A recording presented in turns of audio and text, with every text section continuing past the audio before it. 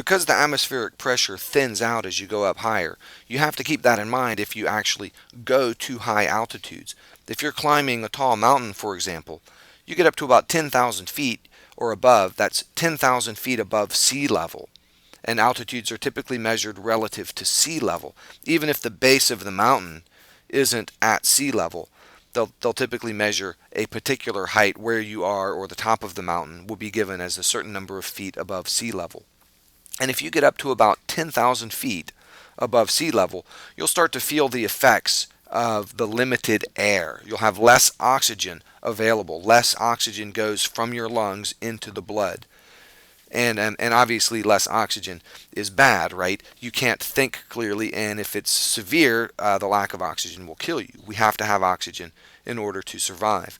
So above 10,000 feet, there are actually regulations on pilots that fly that high. They either have to have a pressurized plane where the air pressure inside is higher, or they have to have a breathing apparatus. They have to have an oxygen mask. I've got a picture here. There's a pilot. He's on the ground there, but he's got the oxygen mask. And you see the hose there. It's not like a spacesuit. It's just a mask that gives him some supplemental oxygen. And if they fly really high, they have to either have this, or they're only allowed to fly above a certain altitude for a certain amount of time, because the lack of oxygen impairs their ability to think clearly, and obviously pilots need to be able to think clearly. And then the planes themselves have to be pressurized. If you've ever flown on a passenger jet, they typically go up to 10,000 feet or much higher, sometimes 30 or 40,000 feet or even higher. I flew a plane across the Atlantic once, and it was coming back from England to the U.S. at 55,000 feet, and that's really high.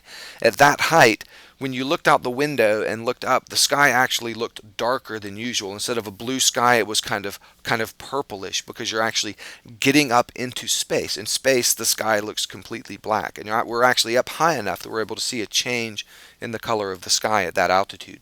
But at these high altitudes, there's not enough air to breathe, and so the entire plane is pressurized, and that's why before taking off, when the flight attendant is giving the instructions, one of the things they go over is how to use the oxygen mask if there's a problem. And they say, in the event of loss of cabin pressure, and that's what they're talking about. They're talking about the pressurized plane, the cabin where everybody sits, the main compartment. If it loses pressure, then people aren't going to have enough air to breathe, because the air way up there is too thin. And so in the event of loss of cabin pressure, these little oxygen masks automatically fall from the ceiling, and you put them on, and oxygen flows through the tube. So even though the air pressure is really low, breathing pure oxygen helps compensate for that. And so, or a high concentration of oxygen helps compensate for that. So that's what the flight attendant is talking about at the beginning of a flight. And that's some of the safety measures they have built into every commercial aircraft.